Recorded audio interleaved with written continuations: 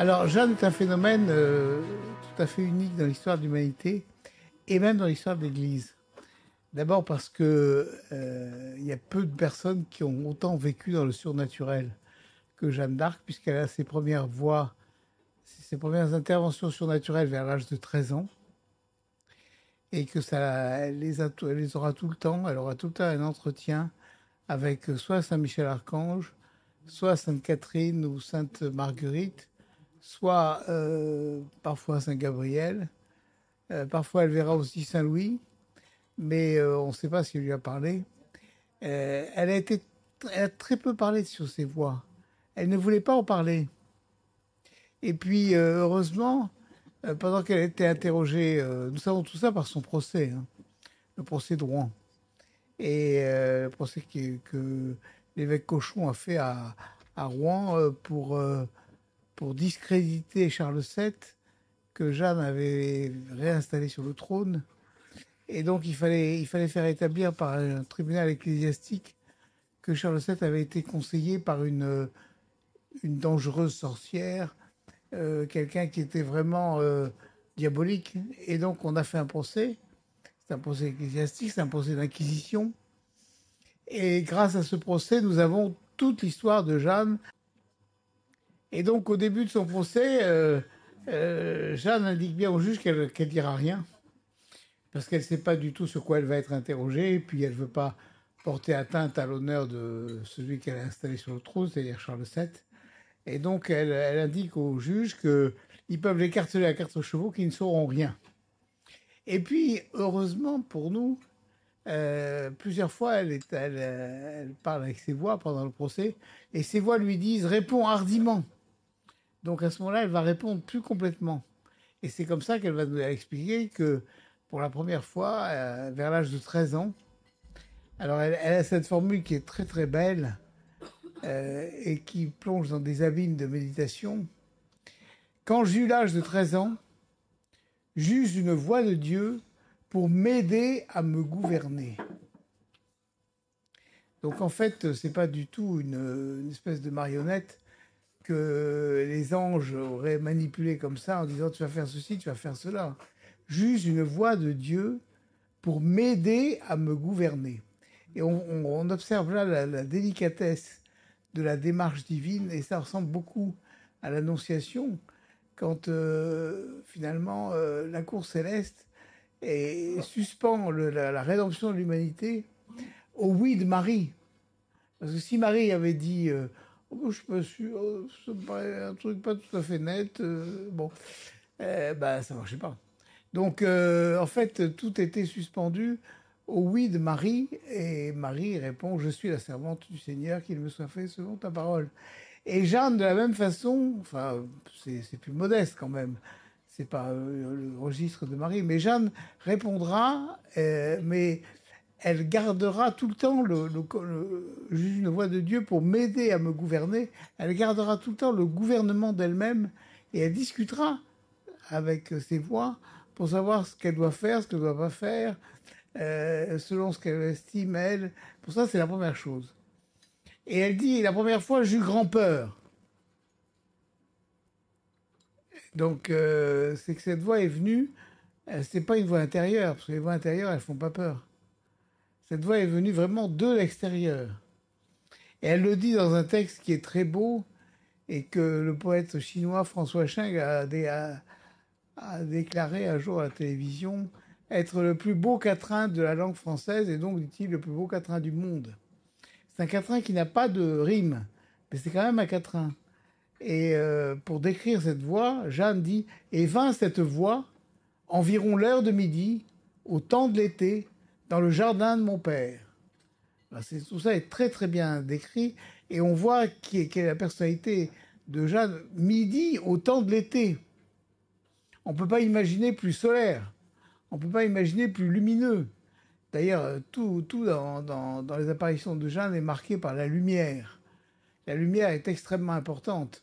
D'ailleurs, les juges qui sont des grands théologiens et qui savent très bien que dans les apparitions divines, il y a beaucoup de lumière, et que dans les apparitions diaboliques, il n'y a pas de lumière.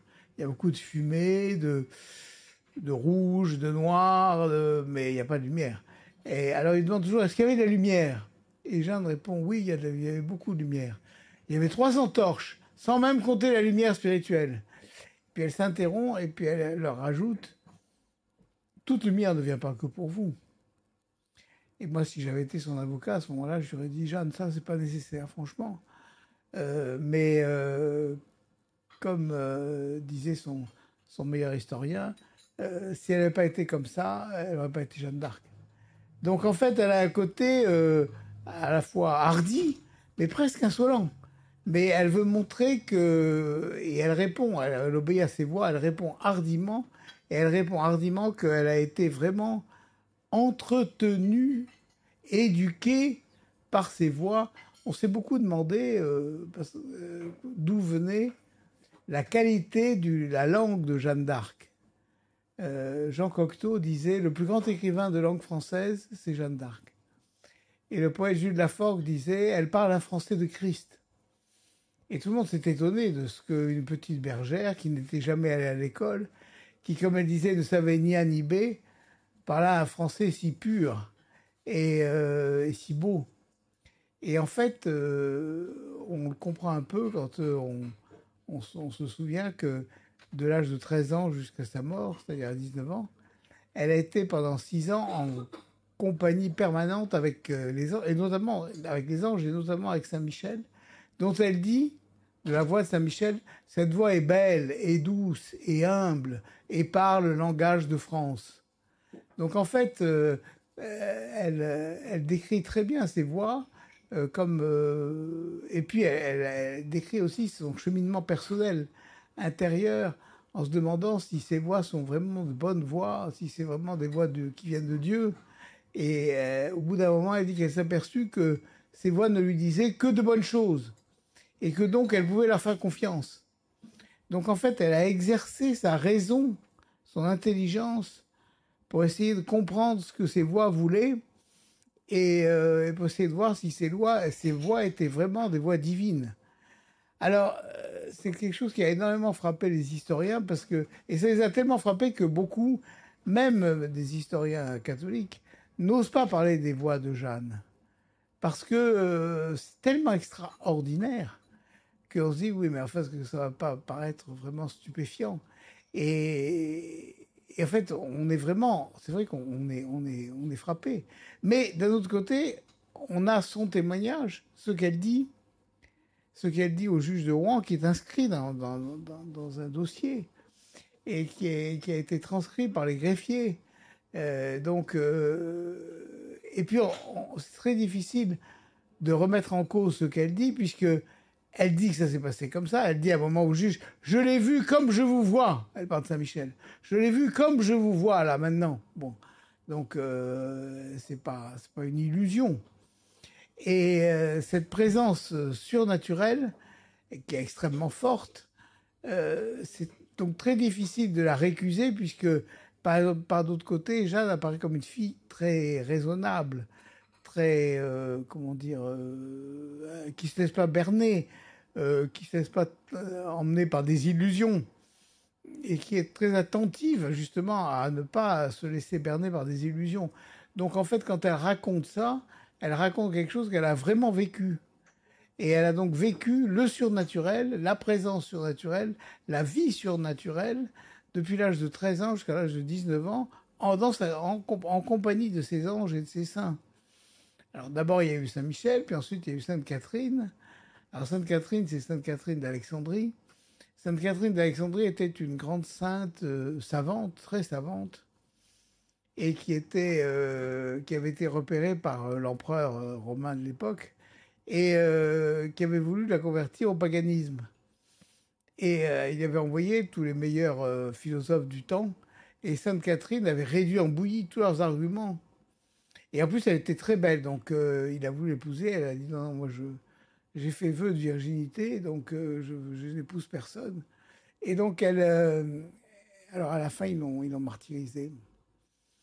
Et donc Sainte Catherine, c'est celle qui a enseigné à Jeanne non seulement le respect de la virginité, mais aussi l'intelligence, la sagesse, c'est une maîtresse en philosophie. Et Sainte Marguerite, c'est Sainte Marguerite d'Antioche, elle était princesse. Et donc Sainte Marguerite lui a appris ce qui était vraiment, comment dire, la vie à la cour, la vie dans le monde des rois et des reines. Et Sainte Marguerite d'Antioche était aussi une vierge. Donc Jeanne, qui avait fait vœu de virginité à l'âge de 13 ans, elle a fait un vœu secret, dont elle parlera longtemps après, mais elle, elle le maintiendra jusqu'au bout. Et les juges, on le sait parce que les juges feront vérifier une première fois quand elle arrive à Chinon pour voir le roi. Le roi se demande si c'est une folle ou si c'est vraiment quelqu'un auquel il peut faire confiance. Et donc il la soumet à l'examen de docteurs, qui sont des grands juges, des docteurs en théologie, des docteurs en morale, docteurs en philosophie, docteurs en droit. Et ces juges commencent par la mettre entre les mains des femmes pour vérifier si c'est vraiment une femme ou pas un homme. Bon, parce qu'elle est habillée en homme. Vous savez qu'elle était habillée en homme parce qu'elle était habillée comme un soldat. Bon. Et, euh, et donc, on vérifie, et les femmes disent, oui, c'est une femme, elle est du sexe féminin, et c'est une vierge. Et donc, cette vérification sera faite aussi une seconde fois à Rouen. On verra que c'est aussi que c'est vraiment une femme, c'est pas un homme déguisé en femme ou une femme déguisée, enfin. Et c'est aussi une vierge. Bon, et cette virginité, elle la gardera jusqu'au bout. Et beaucoup de ses ennemis penseront que sa force vient de sa virginité. C'est pour ça que, à un moment en prison, juste avant sa mort, il y a un lord anglais qui viendra essayer de lui enlever sa virginité, de la forcer, de la violer, en fait. Mais il n'y arrivera pas. Mais Jeanne, à partir de ce moment-là, veut mourir parce que elle veut plus rester dans cet état comment dire, d'extrême vulnérabilité à toutes les menaces masculines et toutes les menaces de la soldatesque.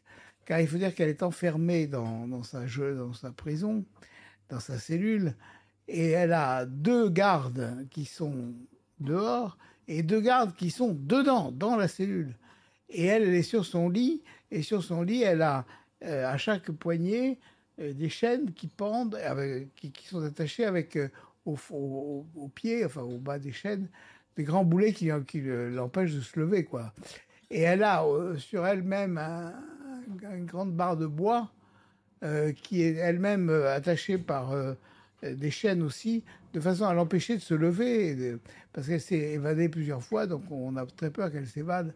Donc elle est très très attachée. Quand elle doit se lever, comme elle dit, par nécessité de corps, il faut qu'elle appelle les gardiens pour leur demander de l'aider à se lever, d'enlever tout ça. Donc c'est aussi extrêmement humiliant. Elle a une situation elle n'a jamais un instant de solitude. Elle a une situation extraordinairement humiliante. Et les juges l'ont mise avec des soldats qui sont le plus bas de la soldatesque, ce qu'on appelle à l'époque les houspilleurs, ceux qui sont chargés de faire les basses œuvres que personne ne veut faire. Ce sont les houspilleurs qui, après la bataille d'Azincourt, ont égorgé les chevaliers français qui avaient été prisonniers. Et les chevaliers anglais ne voulaient pas égorger les chevaliers français parce que c'était contraire à la loi de la chevalerie. Et en même temps, c'était, estimait-il, une absurdité parce que le chevalier qui était prisonnier était prisonnier sur, comment dire, sur parole. Et donc, il ne s'évadait pas. Et pour retrouver sa liberté, il payait la rançon, il faisait payer la rançon par les siens, ce qui permettait à l'autre armée de nourrir l'effort de guerre. Bon. Donc les chevaliers avaient dit au roi d'Angleterre que c'était une folie c'était une folie et c'était contraire aux lois de la guerre de faire égorger les chevaliers français.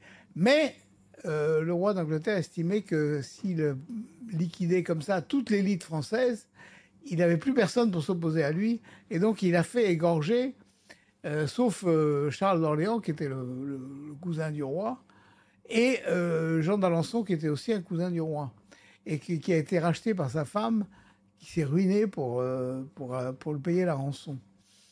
Et donc, et Jean d'Alençon sera l'un des compagnons de Jeanne. C'est celui qu'elle appelle mon beau duc. Et à un moment, le duc veut pas la suivre. Il dit non, Jeanne, ça suffit, maintenant il faut arrêter un peu.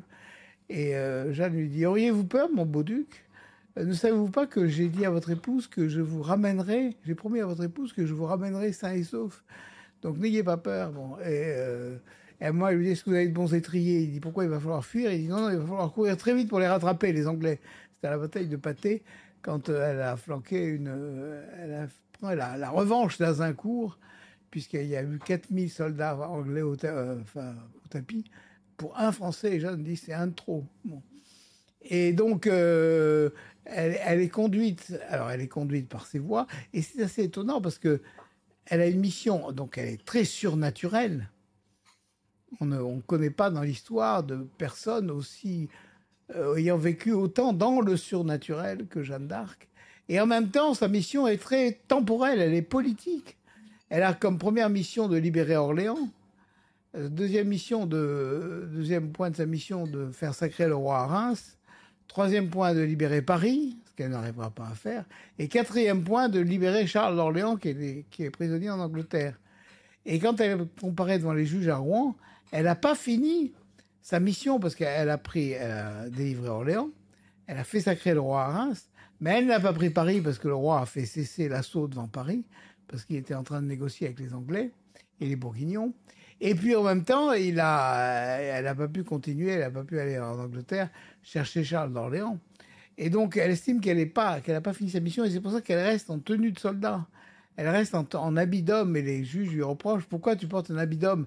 Elle dit, je porte un habit d'homme parce que c'est l'habit de ma mission. J'ai une mission de soldat.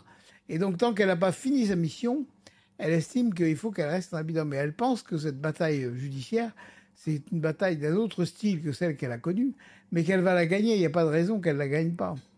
Et donc, elle se bat tout le temps, et elle se battra longtemps, puisque le procès commence le 21 février et il finit le 30 mai. C'est long, c'est très long. Et donc, elle pensait qu'en 48 heures, on devait la liquider. Mais elle gagne du temps, elle essaie de gagner du temps, parce qu'elle pense que ses amis vont venir la libérer. Surtout que ses voix lui disent, Jeanne, tu seras libérée par grande victoire. Mais elle ne comprend pas tout de suite que cette grande victoire, ça va être son martyr. Parce que ses lois lui disent aussi, Jeanne, ne te chaille pas de ton martyr. Ne te fais pas de soucis de ton martyr. Tu iras bientôt en paradis. Et quand elle dit, ne te chaille pas de ton martyr, quand les juges lui disent, c'est quoi votre martyr? Elle dit, c'est ce que je suis en train de vivre ici, en prison. C'est ça mon martyr. Bon. Elle ne pense pas que c'est le feu dans lequel elle va être jetée. D'ailleurs, elle est très... quand elle apprend qu'elle va être brûlée, elle a un mouvement de révolte, parce que on ne brûle que celles qui ont un corps impur. Et son corps, elle dit, comment mon corps net et entier va être brûlé? Mon corps que j'ai gardé, pur de tout, elle va être brûlée comme si j'étais une corrompue, comme si j'étais une prostituée. Et donc elle est vraiment... c'est vraiment extraordinairement douloureux, moralement, plus que physiquement, parce que physiquement, elle a peur de rien, Jeanne. Elle a peur de rien du tout. Elle a connu les batailles, elle a été blessée plusieurs fois, elle a toujours été en tête à l'assaut. C'est pas du tout, elle n'a pas du tout peur, ni du feu, ni de la torture, ni de rien. Mais elle est vraiment, sur le plan moral, elle est vraiment extraordinairement choquée de penser que son corps va être brûlé comme si elle était une sorcière. Et donc, et ben, finalement, à la fin, elle accepte.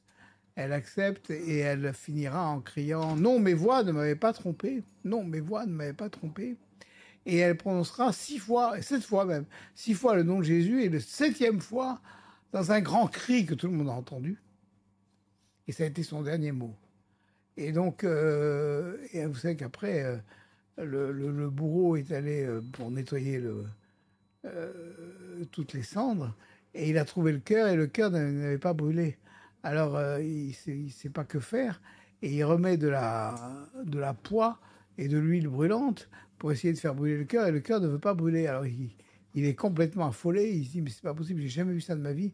Et il va voir le cardinal de Winchester, qui est celui qui domine tout le procès, qui est le frère du roi d'Angleterre, et il lui dit, le cœur ne veut pas brûler. Et le cardinal lui dit, jette tout ça à la Seine, et qu'il reste rien. Donc, il jette tout. Mais après, il est complètement... Et c'est lui qui dira « J'ai brûlé une sainte, j'ai jamais vu ça. » Et donc, on l'emmènera dans une taverne pour lui faire boire, pour lui faire oublier ce drame qu'il n'oubliera jamais. Et donc je le dis maintenant à ceux qui veulent aller chercher, parce qu'il reste beaucoup de choses à trouver de Jeanne. Dans le fond de la Seine, il y a son cœur. Bon. Ben à Rouen. Mais il est peut-être remonté depuis, on ne sait pas. On ne sait pas. Alors peut-être un jour, il reste les deux écrits, les deux registres du procès de Poitiers et de Chinon, les premiers procès de Jeanne, là où elle a été interrogée pour savoir si elle était sorcière ou si elle était, comme disait le roi, de bonne doctrine et de bonne mœurs. Et les juges diront elle est de bonne doctrine et de bonne mœurs. Et ces deux procès ont été perdus. Et très souvent, dans le procès de Rouen, Jeanne dit « Mais vous avez qu'à vous référer au livre de Poitiers et tout ça. Et dans le livre de Poitiers, j'ai déjà répondu à toutes ces questions. » Mais le livre de Poitiers, on ne le trouve pas. Alors on pense que l'évêque Cochon, qui dirigeait le procès de Rouen, s'était fait communiquer les livres de Poitiers. Et les livres de Poitiers étaient tellement favorables à Jeanne qu'il il les a détruits. Bon, il a détruit tout ce qui était favorable à Jeanne. Mais il n'a peut-être pas tout détruit parce qu'il reste peut-être des copies quelque part. Donc on espère qu'un jour on trouvera. Alors il nous reste à nous le procès de Rouen, où il y a 4 manuscrits, 2 en français et 2 en latin. Parce que Jeanne était interrogée en français, mais parce qu'elle ne connaissait pas le latin. Mais la langue judiciaire de l'époque, c'était le latin. Donc les greffiers faisaient une traduction simultanée. Et c'est pour ça que vous avez sur le dossier, alors vous avez 2 greffiers qui notaient en français et 2 greffiers qui notaient en latin. Et en latin, évidemment, ils ne mettent pas Jeanne répond, mais respondit Johanna, et il y a la traduction faite au fil de la plume. Et donc, en comparant tout, on arrive à refaire vraiment le script, comme on dirait en matière de cinéma, du procès de Jeanne de façon très complète. Et c'est un document que Quicherat, qui était grand patron des archives au XIXe siècle, a donné à son ami Michelet, quand Jules Michelet écrivait l'histoire de France. Et c'est avec ça que Michelet écrit sa Jeanne d'Arc dans l'histoire de France. Et ensuite, c'est ce document que le bibliothécaire de l'école normale supérieure, Lucien R, qui était un athée, anarchiste, a dit un jour au jeune Peggy, tu devrais lire ça. Il est allé lui chercher le manuscrit des procès. Et c'est là que Peggy a découvert Jeanne et il n'a plus jamais quitté. Jeanne est devenue sa muse.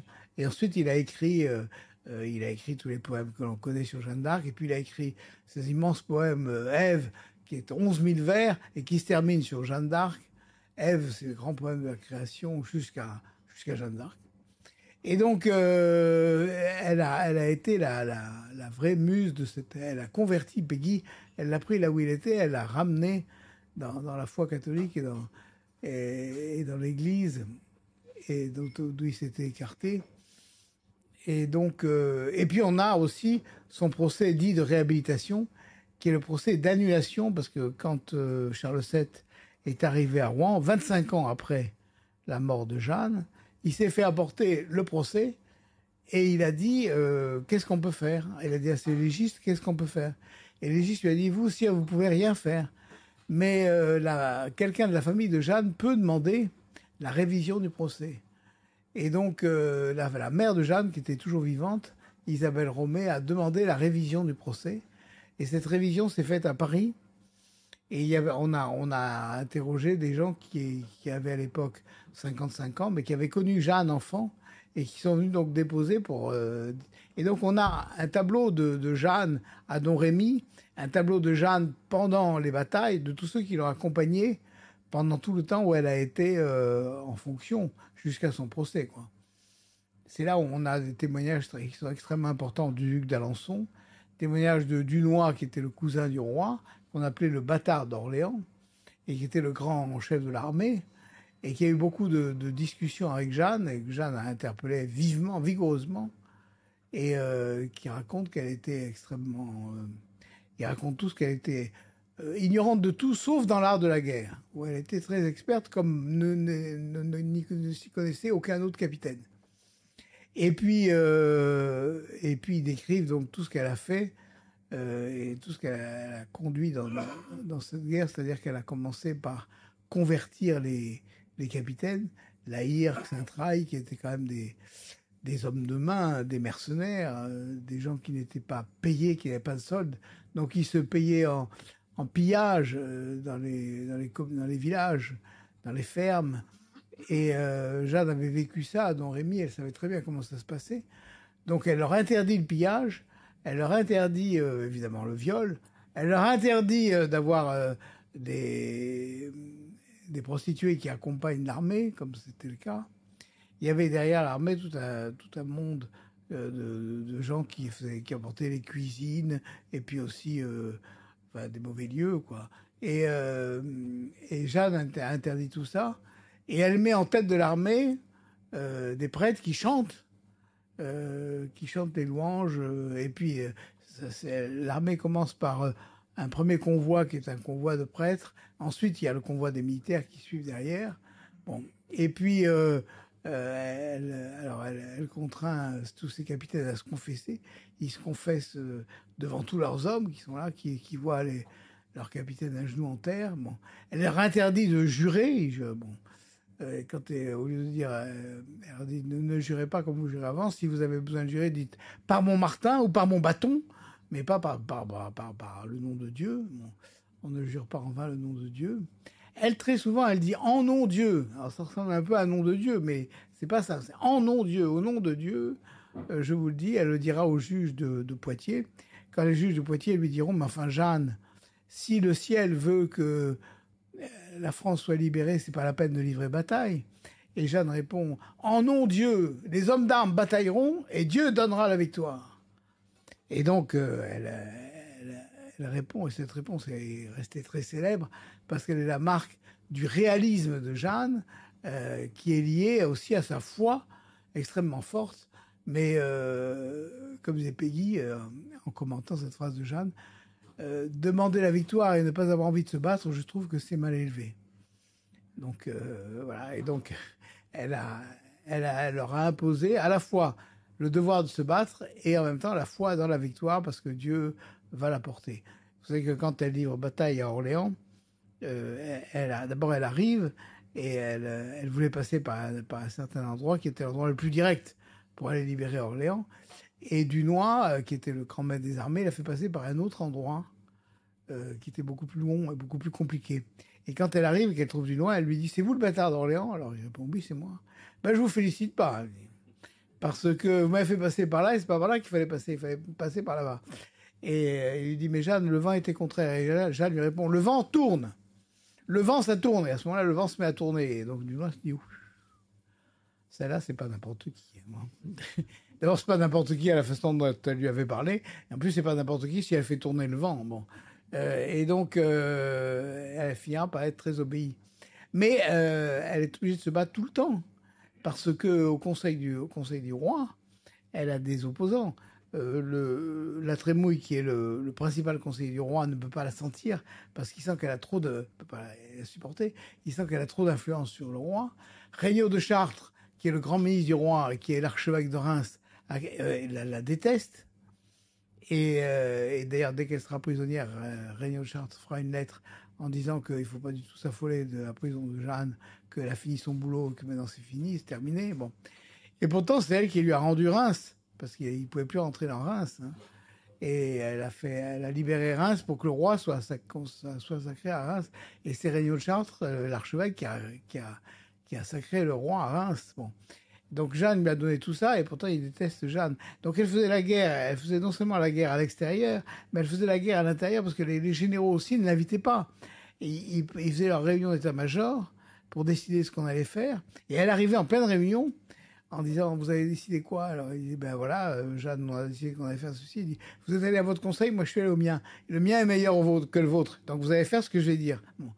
Et donc, le général il lui dit « Non, non, Jeanne, on va pas faire ça. » Alors elle appelle toute la foule d'Orléans, et il y a le gouverneur d'Orléans, Monsieur Gaucourt, qui se met à la porte pour obéir aux généraux, et qui dit « Non, Jeanne, on passera pas par là, l'ordre a été donné de ne pas passer par là. » Et elle lui dit « Écartez-vous, parce que sinon, tous ces gens vont vous faire du mal, et ça me ferait de la peine qu'ils vous fassent du mal. Donc écartez-vous, monsieur, vous n'êtes pas un bon homme. Vous n'êtes pas un bon homme. Écartez-vous. » Donc il s'écarte. Et Jeanne passe avec tous les Orléanais qui veulent aller derrière elle. Et elle prend les Bastilles anglaises et elle libère Orléans contrairement à toutes les décisions qui avaient été prises par les généraux. C'est vrai qu'elle risque sa vie, puisqu'elle dit je serai blessée, elle est blessée. Elle est blessée, elle reçoit une flèche là, juste au-dessus du sein, et elle l'arrache elle-même. Et on veut lui prodiguer des tas de trucs de sorcellerie, ce qui se faisait beaucoup à l'époque, qui se fait toujours d'ailleurs maintenant encore. Et elle dit non, je veux pas de ça, je veux pas de ça. Et puis elle va se recueillir, et puis elle dit mais je vais remonter à l'assaut. Je savais que je serais blessée, elle avait annoncé à tout le monde qu'elle serait blessée. Et je remonterai à l'assaut, et quand mon étendard touchera le sol, à ce moment-là, vous me crierez, vous me direz, à ce moment-là, vous rentrerez. Et à ce moment-là, son écuyer lui dit, Jeanne, ton étendard touche le sol, votre étendard touche le sol. Alors elle dit, allez, entrez, tout est vôtre. Et ils sautent tous, et ils rentrent, et ils prennent la Bastide, et puis ils libèrent Orléans. Et donc, alors elle est aussi extraordinairement attentive au sort de tous les soldats, y compris les soldats anglais. Elle fera attention à ce que, lorsqu'ils sont blessés, à ce qu'on porte secours aux soldats blessés, à ce qu'ils ne meurent pas sans avoir les derniers sacrements. Elle appelle les prêtres pour venir les assister dans leurs derniers instants. Et si vous allez à Domrémy, dans la basilique de Domrémy, vous verrez, il y a une chapelle, une crypte. Et la crypte est une chapelle qui a été édifiée à la demande de Jeanne pour tous les soldats de toutes les armées du monde. Parce qu'elle était très... elle aimait beaucoup les soldats, et elle voulait vraiment que tous les soldats aient l'assistance des prières. Voilà. En fait, Jeanne a pratiqué 3 saintetés. La sainteté dans le domaine militaire, ce qui est quelque chose qui n'est pas facile. La sainteté dans le domaine politique, qui est quelque chose d'encore plus rare, rarissime. Et sa sainteté dans le domaine politique, c'est qu'en fait, elle était plus intelligente et plus populaire, si on peut dire, que le roi et que tout le monde. Et elle aurait très bien pu écarter tout le monde et dire c'est moi la chef, hein, parce que elle savait mieux que personne ce qu'il fallait faire. Mais en fait, elle met un genou devant Charles VII, devant le roi, et elle le fait sacrer à Reims, et ensuite elle lui obéit, même quand il lui donne un ordre qui est idiot, l'ordre de lever le siège de Paris, parce que Jeanne lui avait dit mais si vous n'aurez pas la paix par toutes vos négociations, vous aurez la paix à la pointe de la lance. Et il veut pas l'écouter, il fait des négociations et ça sert à rien, et il lui donne l'ordre de ne pas mettre le siège devant Paris. Jeanne est blessée devant Paris, et puis après elle dit mais ça fait rien, je reprendrai Paris. Et puis finalement elle peut pas, parce qu'elle obéit au roi. Et elle obéit au roi parce que elle sait que c'est l'ordre l'ordre politique qu'elle est venue rétablir, et elle va pas démolir l'ordre qu'elle est venue rétablir. Elle a une humilité extraordinaire dans le domaine politique. Elle est au service de quelqu'un. Quand vous voyez les tableaux de Charles VII de l'époque, tableaux de Fouquet notamment, vous savez, c'est pas brillant, hein. Le pauvre, c'est l'incarnation, vous regardez cette tête, c'est l'incarnation du dépressif. C'est le dépressif absolument. Et moi, Jeanne n'a jamais dit ça. Elle a toujours défendu. Elle a toujours dit c'est le plus fier chrétien qui soit. Mais je pense que quand elle est arrivée à Chinon et qu'elle a mis un genou en terre devant le Charles VII, elle a dû se dire il va falloir faire avec ça. Bon, c'est pas c'était pas le beau duc d'Alençon, hein. Et c'était pas non plus mais ça fait rien. Elle a l'humilité extraordinaire. Elle a une humilité qui est une humilité concrète, bon, vraiment, de service. Et alors que, franchement, d'abord, elle a les voix, et ensuite, elle est beaucoup plus intelligente, même sur le plan naturel, sur le plan de la qualité naturelle, beaucoup plus intelligente que tous les autres. Bon. Et c'est pour ça que son confesseur dit au procès de réhabilitation, que Jeanne se confessait tous les jours, et parfois plusieurs fois par jour. Et on se demande comment elle pouvait faire pour faire autant de péchés, si on peut dire. Mais en fait, ce dont on se rend pas compte, c'est qu'elle était une vedette mondiale. D'abord, elle faisait la guerre, comme je l'ai dit, à l'intérieur. Elle avait des hostilités dans le Conseil du Roi, donc elle faisait la guerre dans le Conseil du Roi. Elle faisait la guerre dans le Conseil des généraux. Elle faisait la guerre aux Anglais à l'extérieur. Bon. Et elle faisait la guerre tout le temps. Et en même temps, quand elle arrive quelque part, tout le monde vient lui baiser les mains, elle lui présente les enfants pour qu'elle les touche, les malades pour qu'elle les guérisse. Et elle dit d'ailleurs en riant, touchez-les vous-même, ça le fera aussi bien. Bon. Et puis en fait, donc il faut qu'elle se garde tout le temps et de l'orgueil et de la vanité et de la colère. Et elle est très impatiente de tempérament, de nature. Donc elle a besoin vraiment de chaque fois de faire le point sur elle-même. On pense toujours, moi je pense toujours quand je vois ça, que nos vedettes aujourd'hui du monde politique seraient peut-être moins folles si elles faisaient comme Jeanne, au fond, le point sur elles-mêmes le matin, à midi et le soir. 3 examens de conscience sur ce qui s'est passé dans la journée ou dans la nuit, ou ce qui va se passer dans la journée. Et pour confier tout ça au Seigneur avant de démarrer, et puis en plein milieu, et puis à la fin. Et donc, elle a donc une vie comment dire, un moment, c'est extraordinaire. Elle est prisonnière à la tour de Beaurevoir, c'est juste après la bataille de Compiègne, quand elle a été faite prisonnière. Et c'est Jean de Luxembourg qui l'a faite prisonnière. Et il la vend aux Anglais. Il la vend le prix d'un roi. 10 000 écus, le prix d'un roi. Car les Anglais la réclament pour faire le procès. Pour lui faire le procès. Et c'est l'université de Paris qui voulait faire le procès de Jeanne et qui avait écrit, et Cochon était grand chancelier de l'université de Paris, et qui avait écrit au roi d'Angleterre, racheter Jeanne pour la juger. C'est la première fois dans l'histoire qu'on voit des vainqueurs qui jugent un vaincu. On n'avait jamais vu ça. Et en fait, ils trouvent rien. Ils ont cherché des crimes de guerre, ils n'en ont pas trouvé. Ils ont cherché des perversions sexuelles, ils n'en ont pas trouvé. Ils n'ont rien trouvé contre Jeanne, rien. Ils avaient envoyé des gens à Dorémy pour enquêter sur son enfance. Et ces gens sont revenus et ils ont dit au juge Cochon, ce qu'on nous a dit sur cette jeune fille, on aurait aimé l'entendre de notre mère ou de notre sœur. Alors Cochon lui a dit, alors vous dégagez. Et si vous dégagez pas, je vous fais jeter à la Seine. Donc il dégage. Bon. Et ils ont pas témoigné en faveur de Jeanne, ils ont témoigné qu'après de ce que je viens de dire là.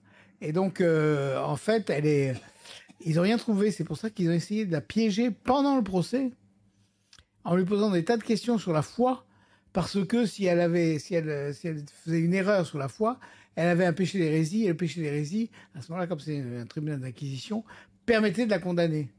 Et elle résiste à tout. Quand les juges lui disent « Jeanne, êtes-vous en état de grâce ?» Elle répond « Si je n'y suis, Dieu m'y mette, et si j'y suis, Dieu m'y garde. » Et alors, ils sont vraiment stupéfaits. Enfin, le greffier note qu'il y a eu un grand silence chez les juges et qu'ils sont restés suffoqués. Ils sont restés d'autant plus suffoqués que cette prière, si j'y suis, Dieu m'y garde, si je n'y suis, Dieu m'y mette, c'est une prière que normalement le prêtre récite avant de monter à l'autel, en allant de la sacristie à l'autel. Donc les juges devaient savoir cette prière, qui est une prière dite prière du prône et que Jeanne leur envoie dans la figure.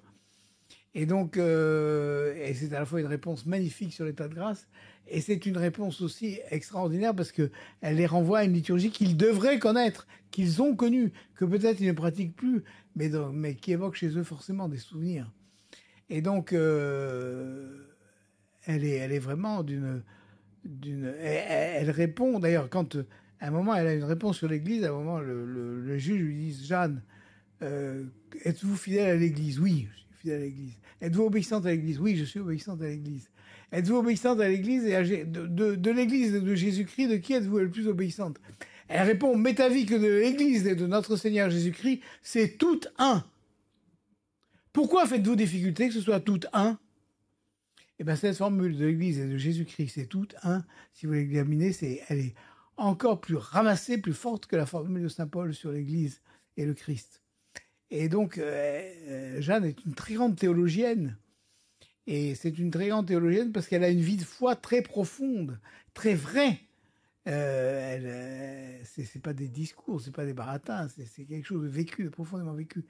Et quand elle leur dit, oui, je suis obéissante à l'Église, et il faut obéir à l'Église, Messire Dieu, premier servi. Et elle leur envoie ça dans la figure en disant, vous, les évêques et les prêtres, si vous ne servez pas d'abord Dieu, vous n'existez pas en fait. Votre pouvoir est parce qu'à l'époque, ils ont un pouvoir énorme. Et là, ils ont le pouvoir de la brûler, de la condamner à mort. Et votre pouvoir n'est qu'un pouvoir abusif s'il n'est pas au service de Messire Dieu, premier servi, qui sera la ligne directrice de la vie de Jeanne. Et donc, alors, évidemment, c'est un personnage qui a beaucoup, comment dire, qui a beaucoup désarçonné parce qu'elle est condamnée par un tribunal d'église Ce jugement sera annulé 25 ans plus tard, mais il faudra attendre 5 siècles pour qu'elle soit béatifiée, et encore 51 ans entre son procès de béatification et sa canonisation, qui interviendra en 1920. 51 ans, donc on a souvent dit, certains historiens même ont dit, et je lis encore, qu'elle a été canonisée comme ça vite, pour faire bien, parce qu'il fallait faire plaisir à la France. C'était la sortie de la guerre de 14-18, mais c'est pas vrai du tout. 51 ans, c'est pas un travail bâclé, hein. C'est vraiment. Et à Rome, il y a eu une grande résistance des Romains, parce que les Romains disaient, beaucoup de Romains disaient, de près la Romain disait, si on canonise Jeanne, les Français vont devenir insupportables. Et ce qui n'était pas faux. D'autant que quand Jeanne a été, ne serait-ce que quand elle a été béatifiée, il y a eu une grande fête à Rome, et il y avait une grande délégation française, et il y avait donc le drapeau français. Et quand le drapeau français est passé à la hauteur du pape, qui à l'époque était le pape Saint Pidis a attrapé le drapeau français et l'a embrassé. Donc ça a fait vraiment jaser, si on peut dire. Bon. Et donc on s'est calmé, on a vraiment. Et il fallait trouver un miracle, des miracles pour la canonisation. Et alors il y avait un évêque cardinal Touchet, qui était évêque d'Orléans, et qui était un grand promoteur de la canonisation de Jeanne, et il cherchait un miracle. Alors il avait parmi ses paroissiennes, une paroissienne qui était dernière extrémité d'un cancer généralisé, mourante, et qui va à Lourdes. Et qui va à Lourdes avec son évêque, le cardinal Touchet, Monseigneur Touchet, qui emmène tout son diocèse à Lourdes. Et il dit à cette dame, vous allez demander votre guérison à Lourdes, mais vous n'allez pas la demander à la Sainte Vierge ni à Sainte Bernadette, vous allez la demander à Sainte Jeanne d'Arc. Bon, la malade, très obéissante à son évêque, arrive à Lourdes, demande sa guérison à Sainte Jeanne d'Arc et guérit. Donc, elle est guérie, miracle, on ne comprend pas, avec son cancer, elle est guérie. Et Monseigneur Touchet dit, c'est pas un miracle de Sainte Bernadette ni un miracle de Notre-Dame, c'est un miracle de Jeanne d'Arc. Et il envoie ça au pape. Et le pape dit, ces Français sont cinglés. Et il a mis, le témoignage du cardinal Touchet, qui était pourtant pas n'importe qui. Il a mis dans un tiroir en disant, non, il faut arrêter là, il faut vraiment arrêter un peu. Bon. Et ça leur monte à la tête. Donc, et ça a retardé considérablement la canonisation. Mais en fait, à la fin, bon, elle a quand même eu ses miracles et elle a quand même eu sa canonisation. Et elle a été ensuite déclarée par la loi du 14 juillet 1920, après, pas avant, après, par la République française, héroïne nationale. C'est la seule personne de notre histoire qui a été déclarée héroïne nationale par une loi, qui est une loi votée à l'unanimité des deux chambres du Sénat et de l'Assemblée nationale, et promulguée le 14 juillet 1920 par M. Raymond Poincaré, qui était à l'époque président de la République. Je ne sais pas si c'était Poincaré ou si c'était Deschanel. Je crois pas. Enfin, par le président de la République. Bon, non, je crois pas que c'était pas Poincaré. Et donc, enfin voilà. Donc, elle a les deux qualifications. Elle a la double qualification de sainte de l'Église et de héroïne nationale. Mais elle est un petit peu oubliée dans les deux côtés, parce qu'elle fait un peu peur. Et déjà, elle faisait peur. Alors, je reviens à mon histoire de la tour de Beaurevoir, quand elle était prisonnière à Compiègne. C'est vous dire la personnalité de Jeanne. Elle est donc prisonnière à Beaurevoir, et elle s'évade. Une première fois. Elle s'évade en enfermant son gardien dans sa propre cellule à elle. Et elle sort. Et on la rattrape juste à la sortie du parc du château où elle était prisonnière. Et là, on la met tout en haut de la tour, fermée. Et la tour fait 30 mètres. Et elle dit, elle parle avec ses voix, et elle dit, il faut que je m'en aille. Il faut que je m'en aille parce que j'ai appris que les Anglais avaient décidé de reprendre Compiègne. Et pour punir Compiègne d'être passé du côté du roi de France, de tuer tous les mâles de Compiègne jusqu'à l'âge de 7 ans. Ce qu'on appellerait aujourd'hui un crime de guerre, voire un crime contre l'humanité. Et donc, elle dit, mais ça, c'est pas possible, on peut pas laisser faire ça, c'est pour braves gens de Compiègne, il faut que j'y aille.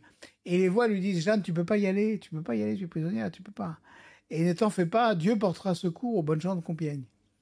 Et Jeanne répond, si Dieu porte secours aux bonnes gens de Compiègne, je veux y être. Et ça veut pas dire qu'elle se méfie de Dieu, ça veut dire que elle sait, par expérience, Jeanne, elle sait elle-même que Dieu n'agit pas de façon directe, il agit par personne interposée, il agit par... Et donc, elle fait partie des gens qui sont utilisés pour ça. Et donc, elle sait elle sait comment faire pour protéger Compiègne. C'est d'ailleurs pour ça qu'elle était venue, qu'elle était revenue et remontée de la Loire pour protéger Compiègne contre les Anglais. Donc, une première fois, elle l'avait protégée, même si elle avait été faite prisonnière, elle. Et là, il faut qu'elle y retourne une seconde fois. Bon. Et donc, elle ne sait pas comment faire. Et alors, à un moment, elle saute. Et ses voix lui disent, Jeanne, ne saute pas. Et elle dit, elle dit, oui, mais de toute façon, il faut que j'y aille. Donc, elle saute. Elle saute, et en sautant, elle crie, Jésus, Marie, sauvez-moi. Et elle tombe de 30 mètres. Et elle aura un demi-miracle, c'est-à-dire qu'en fait, elle restera pendant 48 heures sans pouvoir parler, sans pouvoir manger, sans pouvoir boire, mais elle n'a rien de cassé.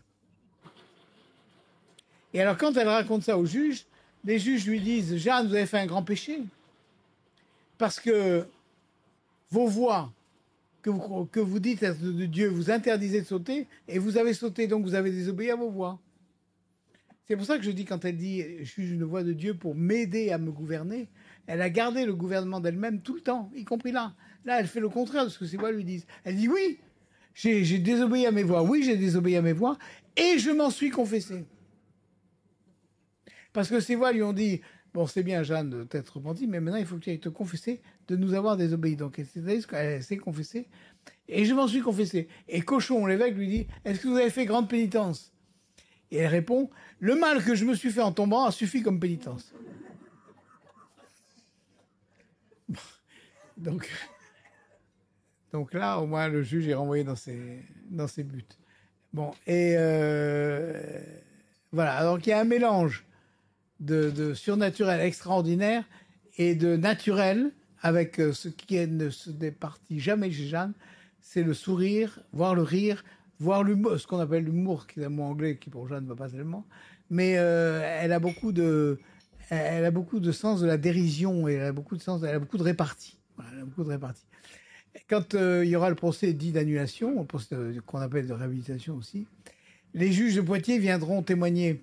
Et il y a un juge de Poitiers qui était du Limousin, qui parlait comme ça, avec un accent du Midi un peu forcé, et qui dit qu'il a dit à Jeanne, « Jeanne, est-ce que Saint-Michel parlait bien le français ?» Et Jeanne lui répond, « meilleur que le vôtre. » Voilà. Et c'est le même qui raconte qu'il avait dit à Jeanne, « croyez-vous en Dieu ?» Et Jeanne lui avait dit, « mieux que vous. » Et donc, voilà. Donc, il y a cette répartie très vive. Et en même temps, cette soumission, cette humilité très forte, très grande, qui fait qu'elle accepte tout. Elle accepte tout. Elle prend tout en gré, comme le chantera plus tard François Villon. Et elle accepte tout pour l'accomplissement de sa mission, de la mission qu'elle a reçue. Donc, c'est très difficile. Bon, c'est très difficile pour les historiens rationalistes le passage de toutes ces voix. C'est très difficile. Et j'ai encore lu il n'y a pas très longtemps un livre d'un prêtre même qui dit que Jeanne avait des voix intérieures, mais c'était pas du tout des voix intérieures, c'était des voix extérieures, des voix. Elle a vu Saint-Michel véritablement, comme je vous vois là. Et donc il y a une fréquentation extraordinaire du surnaturel. Et en même temps, il y a une force naturelle extrêmement forte. Et elle a une mission qui est une mission temporelle, qui est une mission politique. Ce qui surprend beaucoup les juges et ce qui les met d'ailleurs dans très, très mauvaise humeur, parce que la politique de Jeanne est complètement contraire à la leur. Et c'est pourtant Jeanne qui, en définitive, a gagné. Bon. Voilà, j'ai à peu près terminé. Mais on pourrait en parler, on peut en parler. Il faut que je m'arrête parce que sinon je peux vous en parler toute la nuit.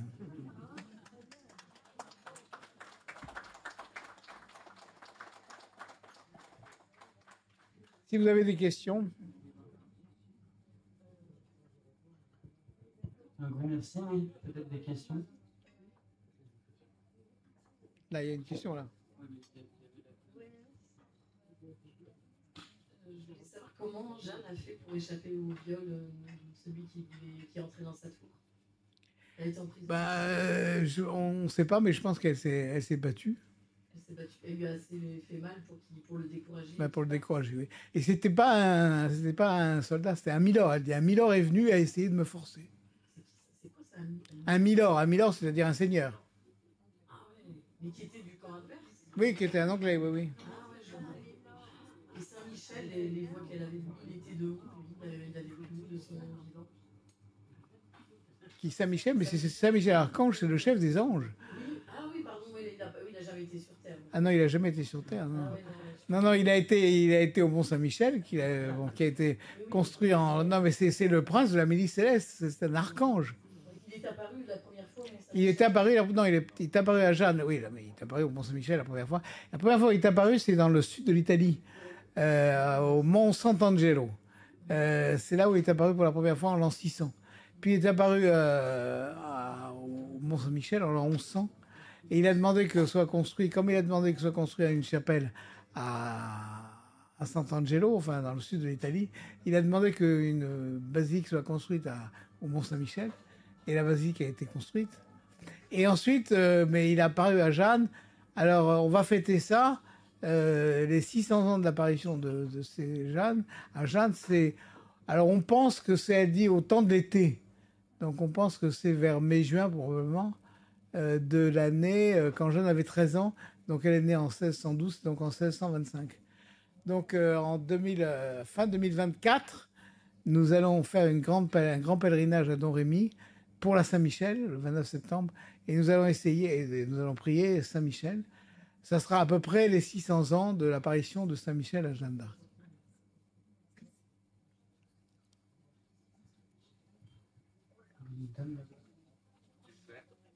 Monsieur Charles VII était quand même très ingrat avec Jeanne d'Arc. Il n'a rien fait pour la sauver.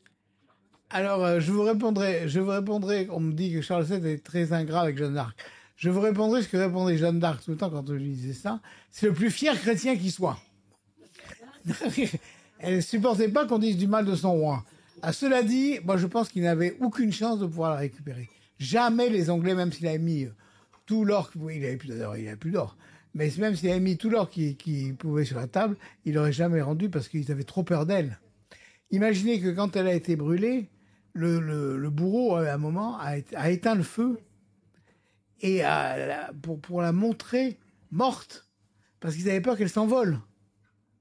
Pour la montrer morte et que tout le monde voit bien qu'elle était là, qu'elle était morte et qu'elle était en chair et en os, mais morte. Bon. Et ensuite, il a remis le feu. Parce que vous savez que dans ce supplice, les suppliciés mouraient d'abord d'asphyxie par la fumée plus que par le feu. Donc elle n'était pas, quand il a montré, elle n'était pas brûlée. Elle était asphyxiée. Mais donc les Anglais avaient la terreur de Jeanne, mais vraiment une terreur. Donc je pense. Alors, mais cela dit, je pense que Charles VII n'a pas été non plus extraordinaire. Hein. Mais enfin, c'est quand même lui qui le premier a lancé le procès dit d'annulation, puisqu'il a dit qu'est-ce qu'on peut faire. Il s'est fait, et ces hommes de loi lui ont dit ce procès, le procès de Rouen, est plein de nullité, mais vous avez aucune qualité, sire, pour demander. Vous avez pas qualité, vous pouvez pas. Et puis cette ingratitude de Charles VII ne fait que rehausser, si elle existe, ne fait que rehausser l'humilité de Jeanne.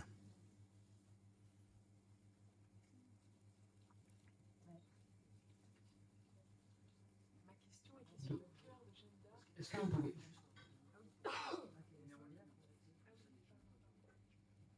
Ma question était sur le cœur de Jeanne d'Arc qui a été jeté dans la Seine et sur l'histoire qui s'ensuit, puisque... On ne sait pas où il est. D'accord, je sais bien, mais est-ce qu'il n'y a pas une anecdote, ou en tout cas quelqu'un qui dit que pour le futur Saint-Roi, c'est comme ça qu'on reconnaîtra le futur Saint-Roi dans les prophéties, puisque la France... Ça peut-être, mais moi je suis pas capable de vous répondre sur cette question. Ce que je sais, c'est que moi je souhaiterais bien qu'on retrouve ce cœur. D'où vient cette histoire que ce cœur sera reconnu ira dans les mains du futur Saint-Roi? D'où vient cette histoire? Je sais pas. Honnêtement, je sais pas. Mais il y a énormément autour de Jeanne. Déjà de son temps, il y avait énormément de légendes autour d'elle. C'est une légende. Et mais après, il y a des tas de gens qui vous disent, mais Jeanne, il y a des gens qui disent que Jeanne est apparue et qu'elle a dit je reviendrai. Mais moi, je réponds toujours, mais en fait, là où est Jeanne, aujourd'hui,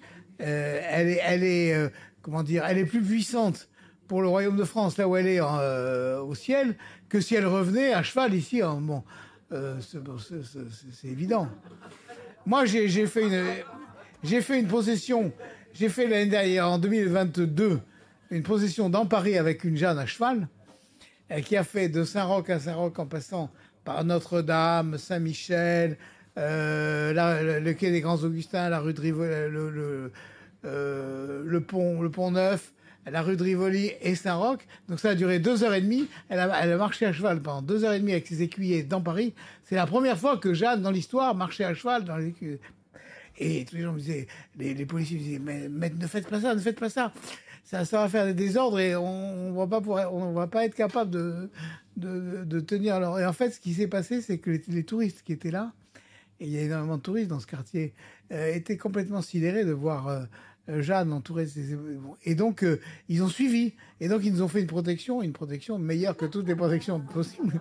Parce que c'est une protection d'anglais, souvent, ou d'américains, des gens qui parlaient anglais, en tout cas, et qui suivaient Jeanne et qui applaudissaient. Et voilà. Et donc, en fait, mais je la regardais et je suis très fier, très content d'avoir fait ça. Mais je pense que Jeanne est beaucoup plus puissante sur le cœur de Dieu qu'elle ne l'est si elle revenait aujourd'hui à la tête de ses troupes à cheval. Hein. Bon. C'est évident. Donc, mais alors, de son temps, il y a énormément de légendes, parce qu'il y avait une légende qui courait de son temps, qui disait que le royaume de France serait perdu par une femme, c'était la mère de Charles VII, Isabeau de Bavière, qui avait vendu le royaume au traité de Troyes. Elle a vendu le royaume à l'Angleterre, et elle a déshérité son fils, Charles VII. Et ce traité, qui est un traité fou, a été construit par l'Université de Paris, dont Cauchon était le grand maître. Et c'est pour ça que l'Université de Paris détestait Jeanne, parce que Jeanne a mis par terre tout le plan que l'Université de Paris avait construit pour mettre fin à la guerre de 100 ans. Et elle a tout mis par terre, Jeanne. Donc ces juges, qui étaient tous des gens extrêmement savants, parce que l'Université de Paris, elle se définissait elle-même comme le clair soleil de la chrétienté, en toute humilité. Et si vous voulez savoir ce qu'est l'Université de Paris dans ce temps, vous prenez aujourd'hui l'ENA, Polytechnique, Normal Sup, l'école de guerre, et les Bernardins, et puis au-dessus, vous mettez encore l'Université de Paris. Voilà. Vous avez quelque chose, c'est le top du top du top du top. Et tous ces juges, parce que Jeanne, je ne vous l'ai pas dit, mais Jeanne, elle est devant 41 juges. Ils sont 41. Et ils sont tous docteurs de l'Université de Paris. Docteurs en l'un et l'autre droit. Il y a le grand inquisiteur, il y a le grand docteur de ceci, il y a le grand docteur de cela, etc. Et elle est là, elle arrive, elle a 19 ans. Elle est avec ses cheveux courts, là, qui est un peu repoussée en prison parce qu'elle n'est pas retournée chez le coiffeur. Et puis elle est avec son petit juste au corps. Et elle est comme ça, comme un jeune chevalier, comme un jeune page. Et elle arrive et elle se moque d'eux. Et ils sont outrés. À un moment, ils lui disent, Jeanne, est-ce que vous aviez de l'argent? Elle dit, bah, j'avais 12 000 écus, mais c'est pas beaucoup pour mener la guerre. Et eux, ils pleurent pour avoir 1 écu par mois, pour être payé 1 écu par mois, ces grands juges. Bon. Et il voit cette gosse qui a 12 000 écus qui dit, oh, c'est pas grand-chose pour mener la guerre. Hein. Bon. Le roi lui avait donné 12 000 hommes, 12 000 écus et 12 chevaux, tout ce qu'il avait. Il avait fait, comme on dit au poker, tapis. Il avait tout mis. Voilà. Il avait tout misé sur Jeanne. Si vous pensez que 12 000 hommes aujourd'hui, c'est un corps d'armée. Donc Jeanne a 17 ans, elle est générale de corps d'armée. Et ça, c'est jamais vu dans l'histoire. À 17 ans, César, il n'existait pas. À 17 ans, Napoléon, il est lieutenant. Il n'y a qu'Alexandre le Grand, mais Alexandre le Grand, il est fils de roi. C'est inouï. Ça s'est jamais vu, l'histoire de Jeanne. Jamais, jamais. C'est pour ça que c'est vraiment quelque chose qui mérite qu'on le médite sans arrêt. Quoi. Jean du Luxembourg, la trahison de Jean du Luxembourg qu'il a vendu aux Anglais, pour quelle raison Jean du Luxembourg? Ben, Jean de Luxembourg, il était allié aux Anglais. C'était un Bourguignon. a été allié aux Anglais, les Bourguignons et les Luxembourg. Et donc, mais Jean de Luxembourg a très bien traité Jeanne, parce que la femme de Jean de Luxembourg, qui s'appelait Jeanne d'ailleurs, a été comment dire, très respectueuse de Jeanne d'Arc. Et pendant qu'elle est chez Jean de Luxembourg, à la tour de Beauvoir, sauf quand on la met tout en haut, là, elle est très bien traitée. Elle est même tellement bien traitée qu'elle arrive à s'évader. Et son frère vient la voir parce que son frère sait qu'elle avait un anneau et que quand elle a été faite prisonnière, on lui a pris son étendard que les Bourguignons ont découpé en tout petits morceaux qui se sont partagés et ils ont pris son anneau. Et son frère est venu lui apporter un autre anneau. Et cet anneau, ensuite, quand elle est arrivée à Rouen, les juges lui ont pris. D'ailleurs, à un moment, à la 6e séance, Cochon lui dit « Jeanne, est-ce que vous aviez un anneau ?» Et Jeanne lui répond « Oui, vous l'avez, c'est mon anneau, vous l'avez, rendez-le-moi !» Et c'est cet anneau qui est revenu en France il y a 2 ans. Non, pas au Puy au Puy du Fou. Au Puy du Fou. C'est le Puy du Fou qui l'a racheté. À qui ils l'ont acheté? Ben, j'avais un ami qui est mort maintenant, qui me téléphone un jour et qui me dit l'anneau de Jeanne est en vente à Londres. Je lui dis bah oui d'accord, et qui puis-je moi? Alors il me dit je vous envoie le lien. Alors il m'envoie le lien sur internet et je regarde et effectivement il y avait un commissaire-priseur qui expliquait que cet anneau avait été dans la famille royale, puis ensuite il était passé de main en main et là il était vendu par quelqu'un qui avait besoin d'argent. Bon. Et il était mis pas tellement cher, 18 000 euros.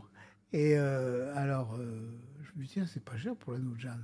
Et j'interroge le commissaire-priseur qui me dit, mais ça, c'est le premier prix, mais ça va monter beaucoup plus haut. Donc, cet ami me rappelle et je dis, écoutez, moi, je peux rien faire. Qu'est-ce que vous voulez? Moi, j'ai pas, il me dit que ça va monter dans les 500 000 euros. Et donc, il me dit, mais pourquoi vous n'en parlez pas à Philippe de Villiers? Alors j'ai appelé Philippe de Villiers et je lui dis ben voilà, l'anneau Jeanne. Il me dit mais qu'est-ce que tu veux qu'on fasse? Nous on n'a plus de sous, on a tout mis dans le dernier spectacle de Charette. Et puis c'est plus moi qui suis le patron, c'est mon fils Nicolas. Et d'ailleurs on est en pleine réunion, ben je te passe Nicolas. Bon. Donc il me passe Nicolas et je raconte à Nicolas l'histoire de l'anneau. Et puis 5 minutes après ou 10 minutes après, Philippe me rappelle et il me dit qu'est-ce que tu as dit Nicolas? Je dis bah, la même chose que ce que je t'ai dit. Parce qu'il est rentré dans la salle du conseil, il a dit on arrête tout, on rachète l'anneau. Et alors j'ai dit bah, ton fils c'est un vrai chevalier, il perd pas de temps. Alors Philippe de Villiers qui a été secrétaire d'État à la culture, etc., me dit mais il faut d'abord interroger les autorités. Alors il a interrogé le ministre de la Culture, il a interrogé la mairie d'Orléans, il a interrogé l'historien de Jeanne d'Arc à Rouen, et tous ils ont dit ah ben on va réfléchir. Bon.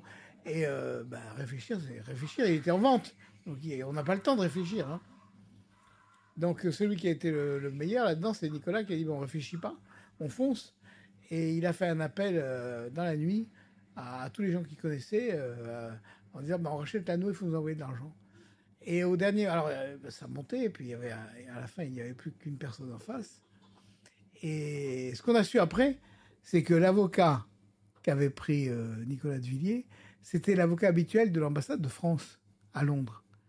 Et donc celui qui était en face s'est dit « Ouh, mais ça doit être l'État français qui est en face de moi. Donc je ne vais pas pouvoir lutter. » Donc il a plié. Et en fait, ce n'était pas l'État français. C'est sur cette méprise que... Lui, c'était un collectionneur particulier, mais il s'est dit « Si j'ai en face de moi un État, je ne marcherai pas. Enfin, j'y arriverai pas. » Et c'est comme ça qu'ils l'ont emporté. Alors il l'a emporté et donc... l'avocat a fait signer à Nicolas Duguay des tas de papiers qu'ils a signés comme on fait d'habitude sans les lire. Bon. Et puis il est rentré en France avec son anneau. Et ils ont fait tout un battage de savoir l'anneau est rentré et tout.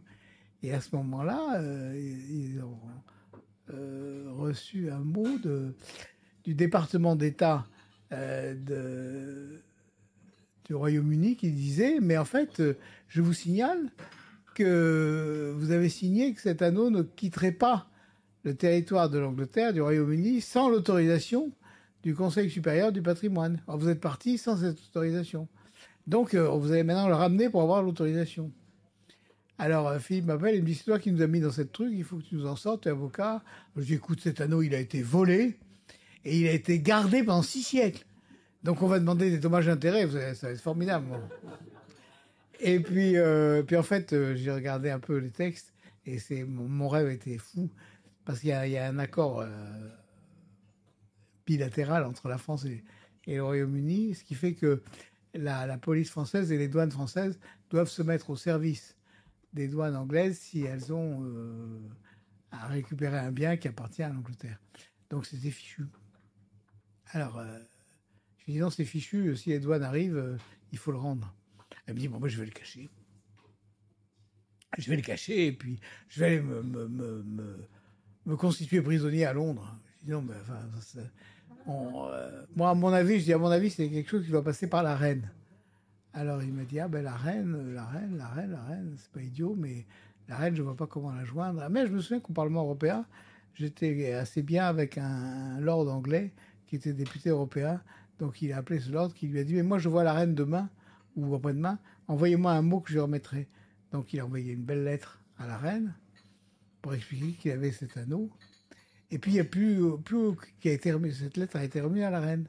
Et puis il n'y a plus aucune nouvelle. Et puis un mois après, ils ont reçu une lettre du département d'État du Royaume-Uni disant tout est en règle, vous pouvez garder l'anneau. Alors il a appelé son ami qui lui a dit mais qu'est-ce qui s'est passé? Et cet ami lui a dit mais chez nous, un battement de cils de la reine suffit. Donc la reine avait battu les cils en disant oui, il faut que... Parce que la reine Victoria, donc l'ancêtre de la reine Elisabeth et de l'actuel Charles III, la reine Victoria avait dit en son temps, au 19e siècle, cet anneau doit revenir en France. Donc en fait, elle a obéi à... C'est pour ça que si aujourd'hui vous allez au Puy du Fou, à la fin de la visite, vous arrivez dans le château, et puis on va vous emmener à une chapelle, et vous allez voir un objet extraordinaire qui est ici par la bienveillance de sa gracieuse majesté, la reine d'Angleterre. Voilà. Ce qui fait que l'anneau a fait la réconciliation. Parce que, je ne sais pas si vous le savez, mais Jeanne est très célèbre. Elle est plus célèbre en Angleterre que chez nous. Elle a sa statue à Westminster, dans Westminster Abbey, elle a sa statue. Elle est très, très... Et tous les jeunes Anglais, à l'école, apprennent l'histoire de Jeanne d'Arc. Et ils sont très... comment dire...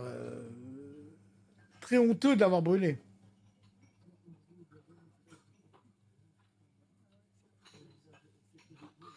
Il la vénère, l'avion? Non, il vénère. Ben maintenant, il vénère Jeanne d'Arc. Ah ouais. Bonsoir. D'abord, merci pour votre conférence, c'était passionnant. Je voulais savoir juste pour Jeanne d'Arc, comment elle s'est fait pour devenir soldat à l'âge de 13 ans. Pour une fille, c'était pas courant à cette époque quand même. D'où lui sont venus ces dons d'être soldat? Ben alors justement, c'est une grande question parce que quand elle dit que quand Saint-Michel lui disait qu'il fallait qu'elle vienne en France et qu'elle libère Orléans, elle répondait mais moi je suis qu'une jeune fille de 13 ans, je sais même pas monter à cheval et je sais pas faire la guerre. Bon Saint-Michel lui disait va fille de Dieu, va et puis Dieu t'aidera. Donc alors elle a finalement elle a mis 4 ans quand même à se décider. Hein. Elle a mis 4 ans.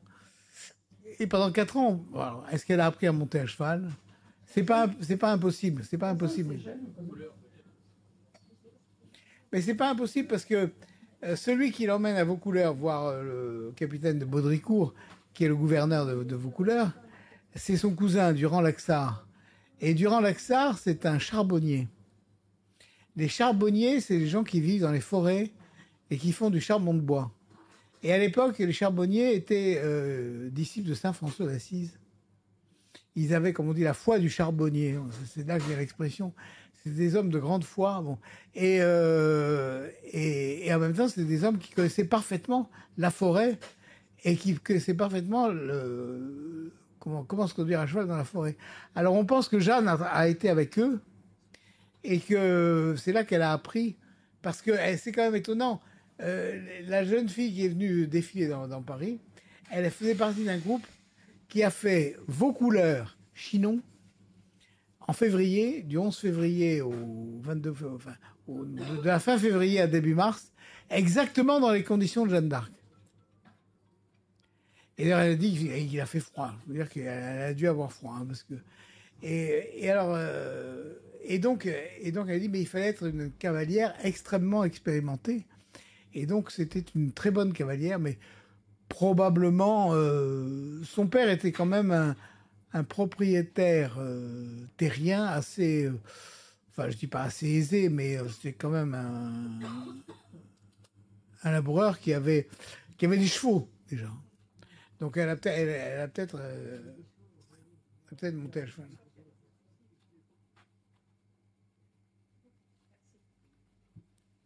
On a pas mal dépassé, peut-être vous êtes passionné, une dernière question si Là, vous en avez une derrière vous. Là. Non?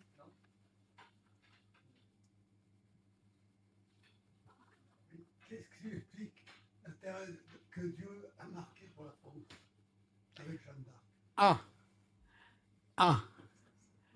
Il y a cette question. Cette question, moi, je me souviens de la première conférence que j'ai faite sur ce sujet, c'était à l'auditorium des avocats, à la maison des avocats, et j'ai vu arriver un de mes lointains cousins, un cousin de mon épouse, qui était juge au tribunal de commerce.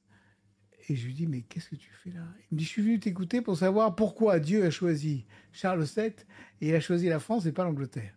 Je lui dis, assieds-toi là, tu vas pas être déçu. Bon, voilà. Et en fait, il y a une question qui est extrêmement simple, déjà, c'est que le bon droit était pour Charles VII. Charles VII était le fils de Charles VI, et Charles VII devait normalement hériter de Charles VI. Et quand ce traité de Troyes qui donne le royaume à un autre est une violation du droit, et il est signé par un roi, Charles VI, qui est fou à l'époque. Vous savez, Charles VI est fou. Donc vous avez un traité qui est signé par un roi fou, qui déshérite son fils au profit d'un autre. Bon, le bon droit était effectivement du côté de Charles VII. Et dans toute l'histoire, on voit cette idée du bon droit, elle est très présente. Quand Charlemagne livre bataille, juste après la mort de Roland à Roncevaux, il dit à ses preux nous avons avec nous le bon droit. Bon. Et c'est la grande question. Et c'est la première question que posait Saint-Louis chaque fois. Mais où est le droit? Où est le bon droit? Sommes-nous dans notre droit? Donc là, le bon droit, il est pour Charles VII, c'est évident. Et donc, ça ne vous étonnera pas, le bon Dieu est pour le bon droit. Bon.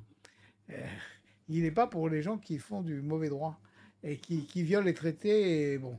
Et ensuite, après, il y a quelque chose de beaucoup plus fort, c'est que le royaume de France était,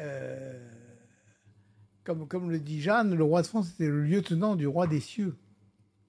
D'ailleurs, elle dit à Charles VII, vous êtes le lieutenant du roi des cieux. Donc, pourquoi on ne sait pas pourquoi. On ne sait pas pourquoi. Oui, Saint Grégoire le Grand dit à propos de... Quand il écrit à Saint-Louis, il lui dit comme Dieu a choisi la tribu de Juda au milieu de toutes les tribus d'Israël, ainsi il a choisi le royaume de France au milieu de tous les royaumes. Et donc, il y a des mystères de l'élection divine. Il y a un mystère d'élection.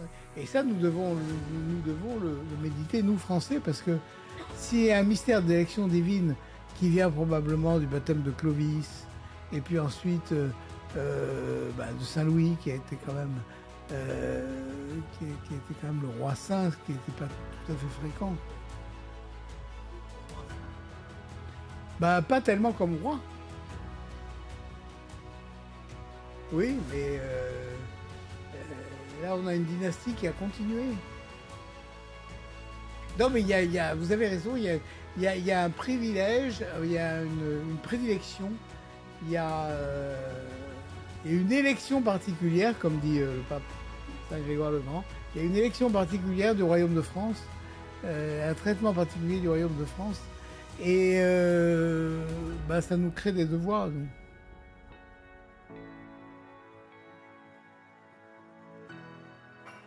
Je pense qu'on va s'arrêter là. Merci. On va s'arrêter sur le mystère de la France. Le mystère de la France. Merci.